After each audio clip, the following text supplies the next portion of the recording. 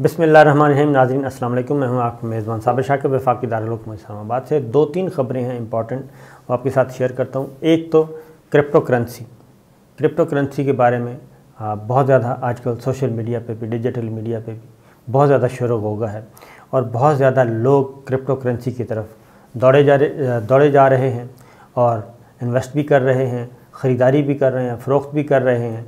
बज़ाहिर बहुत ज़्यादा फ़ायदा भी हो रहा है, लेकिन इसमें फ़्रॉड भी बहुत हो रहे हैं और पाकिस्तान में एक बहुत बड़ा फ़्रॉड पकड़ा गया है और ये अरबों रुपए का फ़्रॉड है, करोड़ों डॉलर का, कोई लगभग 10 करोड़ डॉलर का ये क्रिप्टो करेंसी में फ़्रॉड हो चुका है और कई पाकिस्तानी लुट चुके हैं।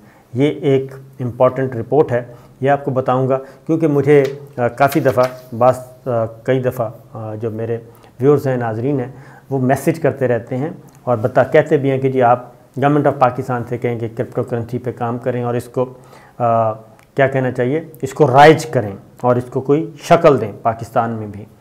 ये तो मैं इसको अवॉइड ही करता रहा क्योंकि अभी तक पाकिस्तान कम से कम इसके लिए पाकिस्तानी तैयार नहीं है और वही हुआ जो कि अभी मैं आपको जो रिपोर्ट आपसे शेयर करूँगा वो काफ़ी ख़तरनाक भी, खौफनाक भी है और काफ़ी लोग जो हैं, काफ़ी ख़ानदान अपना पैसा डबो चुके हैं और इसमें तहकीकात शुरू हो चुकी हैं। तहकीकाती दायरे की अब तक की रिपोर्ट है, वो भी आपसे बताता हूँ। फिर 2 ख़बरें और होंगी।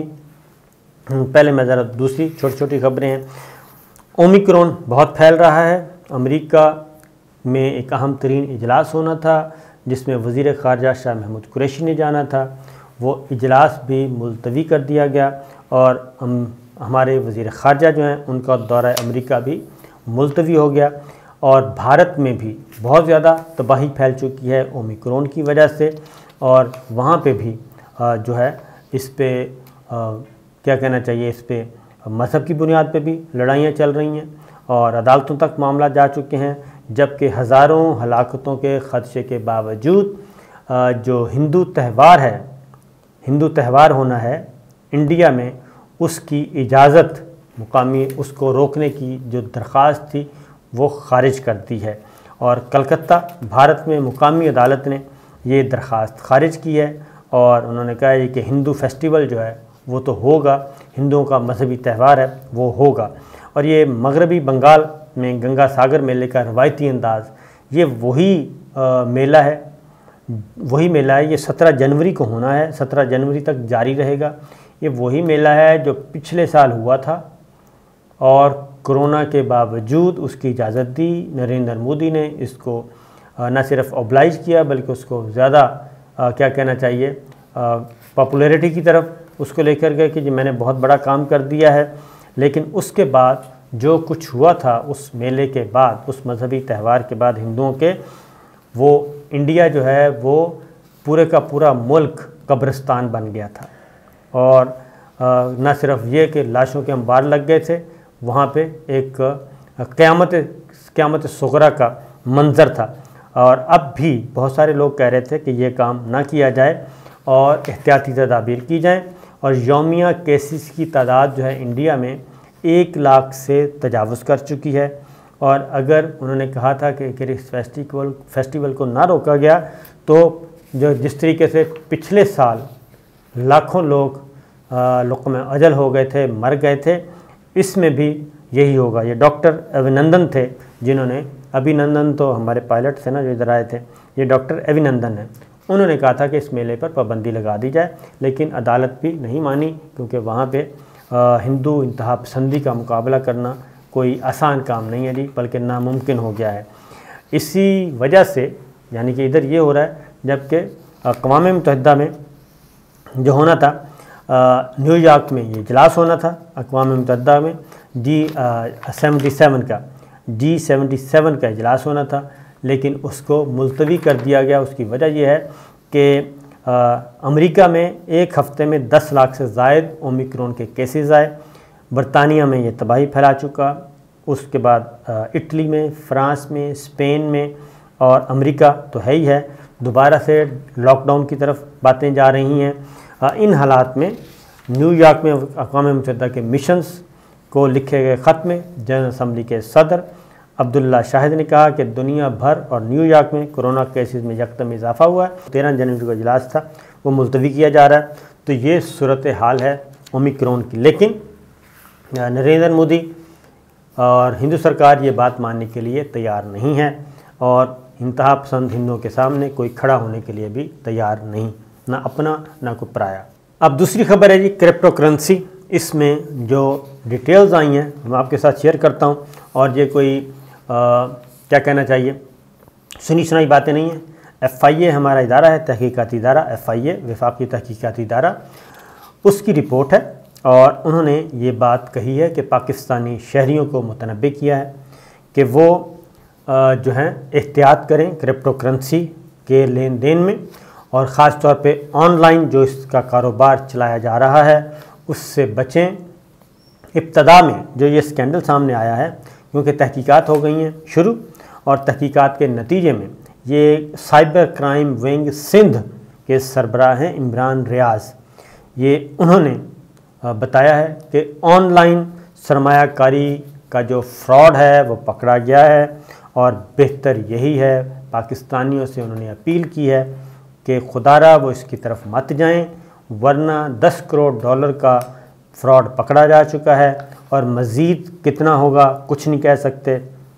लेकिन हम जो है ना पाकिस्तानी जी और इस पे ज़रा थोड़ा सा ध्यान कम देते हैं।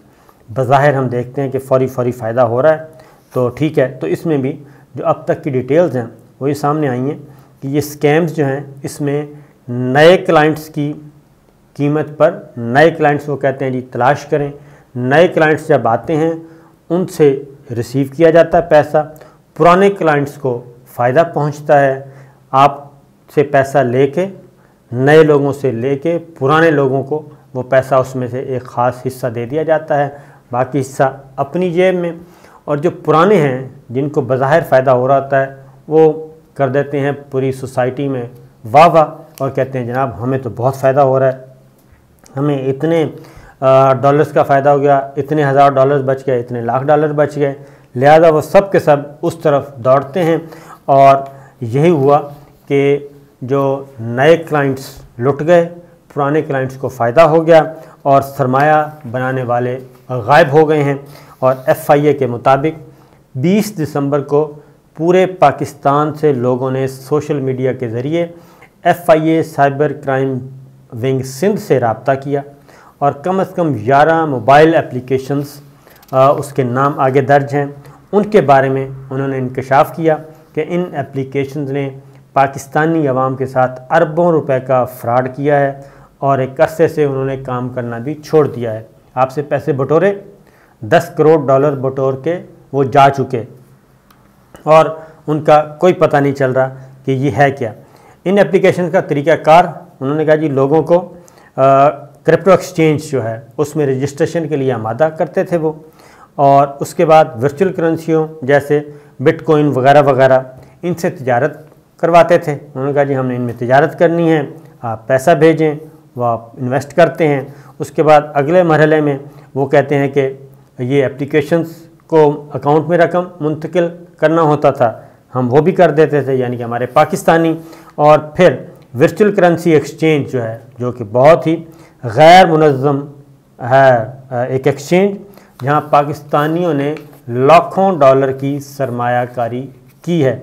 और FIA बता रहा है कि उसी वक्त ग्रुप के तमाम अरकान को टेलीग्राम एप्लीकेशन प्रोग्रेसिव में शामिल किया गया और जहां पे एप्लीकेशन के गुमनाम मालिक और टेलीग्राम ग्रुप्स के एडमिन्स की जानिब से बिटकॉइन के अरूज और जवाल के बारे में नाम नहाद माहिरीन बेटिंग सिग्नल्स दिए जाते थे और घिरू प्रोग्राम था। सादा सी ज़ुबान में ये है कि फिर ऐसा लच्छेदार गुफ्तगू की जाती है कि आप तसव्वुर नहीं कर सकते, बिल्कुल ऐसे जैसे हमें व्हाट्सएप में मैसेज आते हैं, ईमेल्स आती हैं। और अगर उन सारी ईमेल्स के मुताबिक देखूं तो मैं तो इस वक्त मेरा ख्याल है कि मिलियन यानी बिलियनर डॉलर कमा चुका हूं, क्योंकि 10 लाख 1 मिलियन 2 मिलियन पाउंड से कम का तो वो कहते हैं आपका इनाम ही नहीं निकला, लॉटरी नहीं निकली वो हर महीने में। और उसमें बुनियादी मकसद क्या होता है, वो आपसे आपका डाटा वसूल करते हैं, आपके बैंक अकाउंट्स तक रसाई हासिल करते हैं, आपके क्रेडिट कार्ड तक रसाई हासिल करते हैं और आप उसमें चले जाते हैं, अपनी इन्फॉर्मेशन दिए जाते हैं, डेट ऑफ बर्थ बता देते हैं, मदर नेम बता देते हैं, बैंक अकाउंट्स बता देते हैं। उसके बाद जो कुछ वहाँ पड़ा होता है, आपके क्रेडिट कार्ड वो ले उड़ते हैं और आपको फारिग करके तो निकल जाते हैं और लॉटरी आपको कभी नहीं मिलती। यही काम इधर तरीक़ाकार इख्तियार किया गया और वो कहते हैं कि जी एक दफ़ा क्या हुआ कि काफ़ी कैपिटल बेस कायम हुआ और एप्लीकेशंस क्रैश हो गई और इस तरह जो रेफरल बोनस अमल के ज़रिए लोगों के लाखों डॉलर लूटे गए। और ये इंक्वायरी की इब्तदाई रिपोर्ट आई है। इस तरह की वो कहते हैं जी हर एप्लीकेशन के साथ मुबैना तौर पे HFC के औसतन 5000 सार्फिन थे, जबकि हर ज़्यादा से ज़्यादा 30,000 सार्फिन भी देखे गए। कम से कम औसतन 5000 जबकि मैक्सिमम 30,000 तक गए। और FIA के मुताबिक सरमायाकारी की मुबैना हद फ़ी कस 100 से 80,000 डॉलर तक थी, जिसका तखमीना औसतन 2,000 डॉलर है। और इस तरह ये जो टोटल फ्रॉड है 10 करोड़ डॉलर का फ्रॉड है जो कि हो चुका है। और जो इंकशाफात सामने आए हैं उसमें उन्होंने यही कहा है कि जो ऑनलाइन सरमायाकारी मोबाइल एप्लीकेशंस के ताल्लुक़ से मुतालिक उन्होंने कहा कि बहुत मोहतात रहें और बहुत एहतियात करें, इस तरफ मत जाएं। और मुख्तलिफ़ इक़दामात FIA ने किए हैं। यहाँ पे हमारे DG FIA जो है सनाउल्लाह अब्बासी, वो बहुत अच्छा काम कर रहे हैं साइबर के शोबे में, और उनके नीचे डायरेक्टर हैं वक़ार चौहान साहब, वो बहुत अच्छा काम कर रहे हैं। तो लोगों को तो अवेयरनेस भी दी जा रही है, कार्रवाइयाँ भी की जा रही हैं, लेकिन इन फ्रॉड से बचना तो हमें खुद ही पड़ेगा, क्योंकि एक दफ़ा अगर आप लुट जाते हैं तो फिर आपको वापस कुछ नहीं मिलता। लकीर पीटते रहें, तहकीकात होती रहेंगी। और इस तरह के जो 26 मुश्तबे जो हैं ब्लॉकचेन वॉलेट एड्रेसेस हैं उनकी निशानदेही हुई है और पीछे पीछे जा रहे हैं और एक गुत्थी सुलझाते हैं, आगे कुछ और निकल आता है। जैसे ऑफशोर कंपनीज होती हैं, इसी तरीके से यहाँ पे ये फ्रॉड हो रहा है। तो लिहाजा गुजारिश यही है कि आप इस चीज़ों से बचें।